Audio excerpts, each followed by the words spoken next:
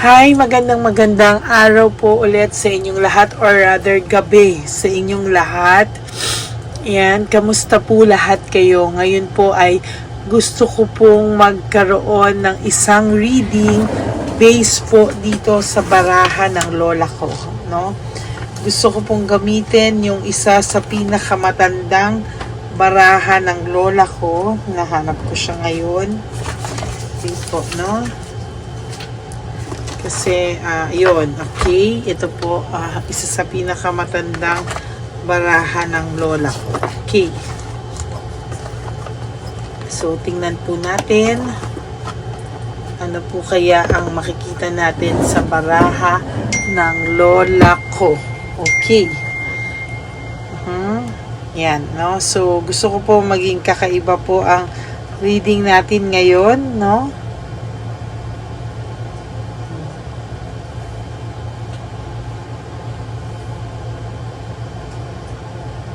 Yan, sige, dasalan natin.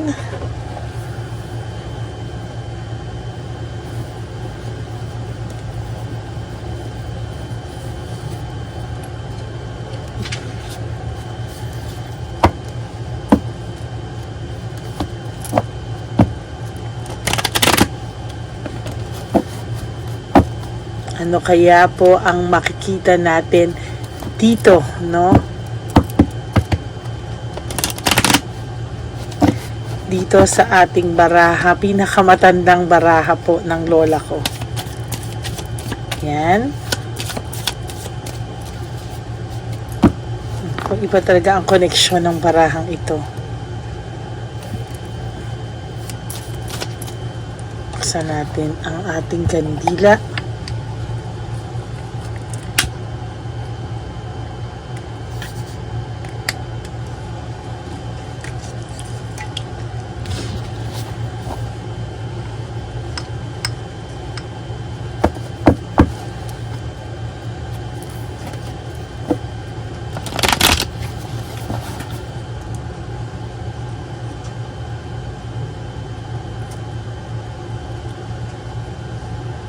Okay, ano kaya ang makikita natin dito, no?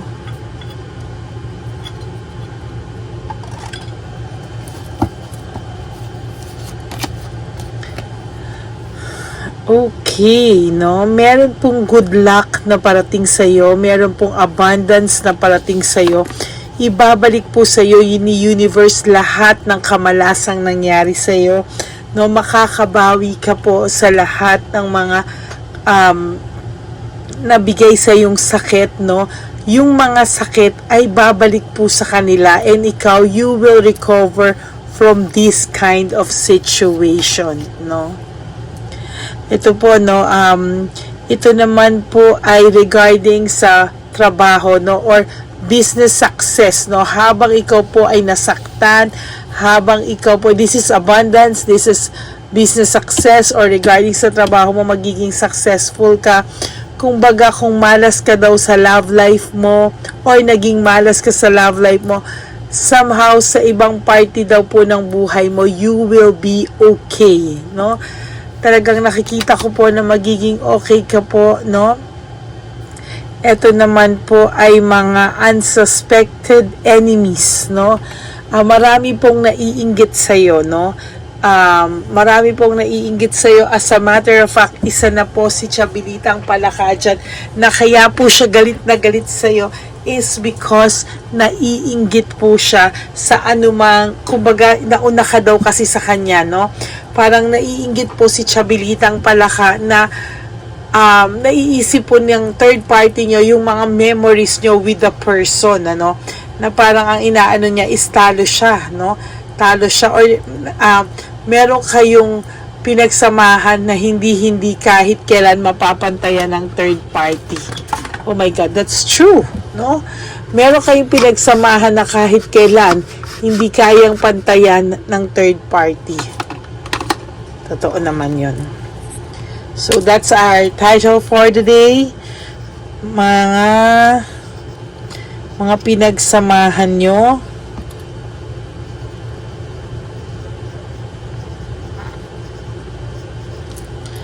Kahit kailan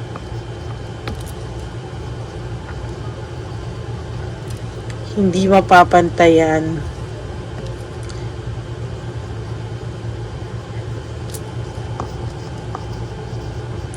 Hindi mapapantayan or mahihigitan ng third party nyo.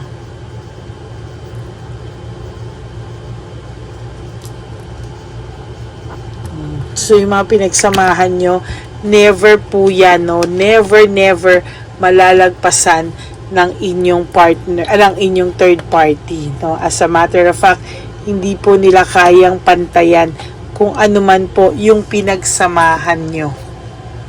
Yan, no? So, may inggit po siya sa nakaraan nyo. May inggit po itong nararamdaman every time po na halimbawa mababanggit niya po mababanggit ka po ni Chabilitang Palakas sa iyong ex-person na parang nakikita po niya na somehow nag-aaliwalas yung mukha. Siguro kaya binubwisit niya po na kinikilig ka kasi somehow umaaliwalas po yung mukha nito, no? Tapos, marami rin po kayong false friends or mga kamag-anak niya po na akala mo po pagkaharap ka ay okay, pero pagtalikod po sila po ay karamihan po sa kanila, not all, pero karamihan po sa kamag-anak o malalapit na kaibigan ng ex mo ay balingbing, no? May pagkabalingbing po ito, no? Ayan, no? Ito naman pong susunod na to ay parang yung pagkawala mo po ay parang mababawi mo nga po, no? After lahat ng difficulties or great difficulties, no, mababawi mo po yung lahat ng nawala sa'yo, no? You just have to stay focused. Yan, no? Kailangan mo lang din po maging focus at lahat po ay magiging maayos, no? Ito naman po, wow, yung house. A house denotes success in all ventures, meaning tapos na po lahat ng paghihirap mo, no? Claim it, no? Claim it. Lahat ng paghihirap mo is bound to end, no? Happy memories na po mangyayari sa'yo. At meron din po ako nakakita dito na magkakaroon ka po or makakakilala ka po ng bagong person na pwedeng magmahal sa'yo ng higit sa pagmamahal na binigay ng ex mo, no? Hindi mo lang po napapansin. Why? Because hindi mo lang po napapansin because of you are too focused sa kanila. Pero sila po, tingnan nyo, foretells failure and disaster, no? So disaster po ang mga susunod na kaganapan sa kanila, no? Maybe your person ngayon nakakaramdam na ng too much disaster and failure, pero nagsisimula pa lang po yan at darating po ang oras at araw, no?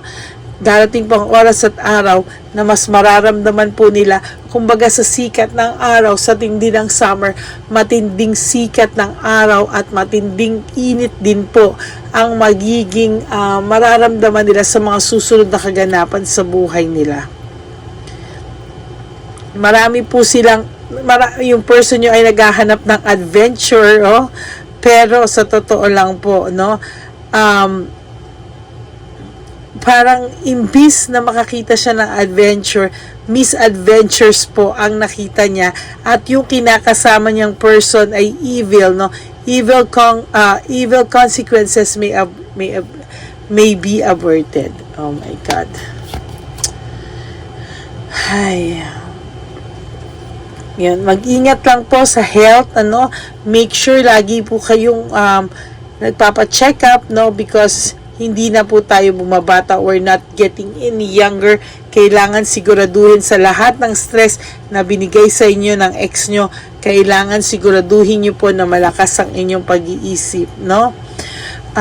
Ito naman po, no, yung si Chabilitang Palaka ay may sign ng successful speculations, meaning alam niya po sa sarili niya na minahal ka po at patuloy ka pong minamahal ng iyong person, ano?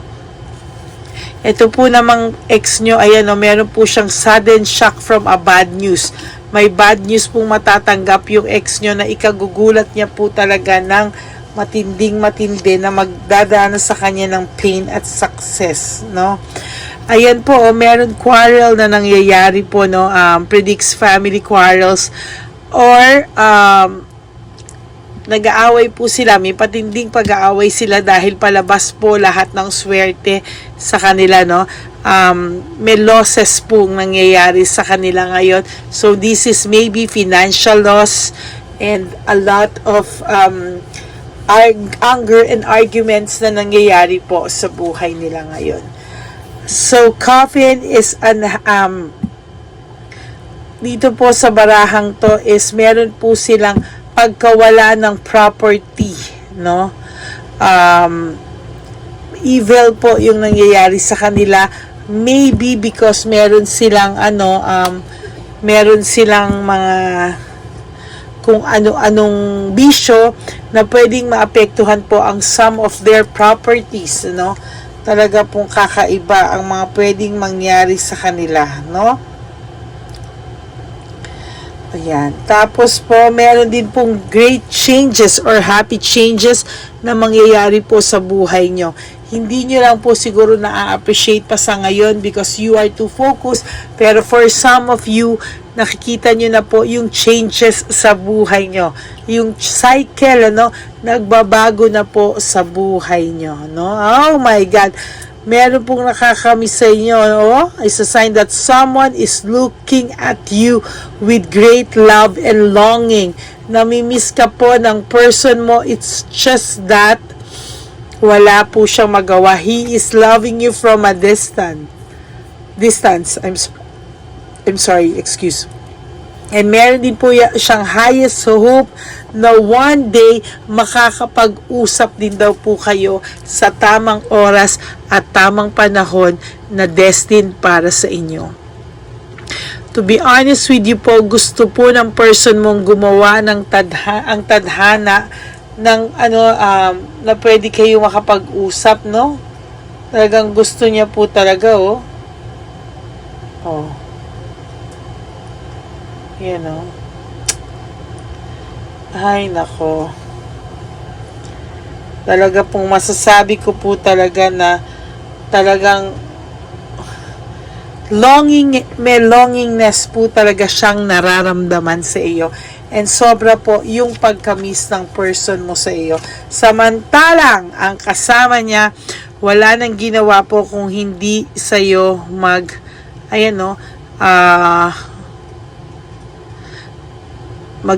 mag-ahas, no? Talagang calamities and mga kamalasan po ang mangyayari sa person mo because of this third party, no?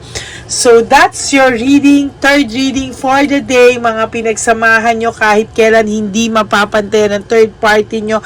Kaya as of this very moment, no, naggagalaiti po ito because your person is longing for you with great love and talagang namimiss ka po ng person mo. So that's it for your third reading for the day. Maraming salamat po sa inyong lahat. Thank you so much. And sa lahat po ng nanonood, this is the third reading. I hope napanood nyo na po yung first and second reading of the day today. This is the oldest card of my grandmother. So, ginamit ko po sa inyo para kahit papano makita and ma-interpret ko po. Wala po kayong mabibili kahit saan ng ganitong barahan, no? This is very antigo, no? Antik na antik po ito at ito po ang madalas gamitin ng lola ko nung nabubuhay pa siya. And for some of you, you will feel yung kilabot, no? Yun, no? So that's it for your third reading of the day. Maraming pong salamat to all my Lady Elena friends, family, and subscribers. I love you all from the bottom of my heart. Maraming salamat po sa inyong lahat. God bless you all. For those of you then that who wants to have a private reading with me, you can message me at Lady Lee Elena. That's LADYLY. No, ayan. Nasa dulo po ng ating video yan. Huwag niyo po sanang skip yung ads and always watch from the start to finish. Okay? Life is so short. Don't make it shorter by stressing yourself from all the heartaches and pains na binigay po sa inyo ng kahapon. Always surrender everything to the divine universe. Just let go and let God write your love story. I'll be back again for another set of reading tomorrow, Tuesday. Abangan nyo po yan lahat. Maraming salamat po. God bless you all. I love you all. And sana po pakilike nyo rin po and follow nyo po yung aking FB account na Lady Lee Elena. God bless you everyone. I love you po. Bye!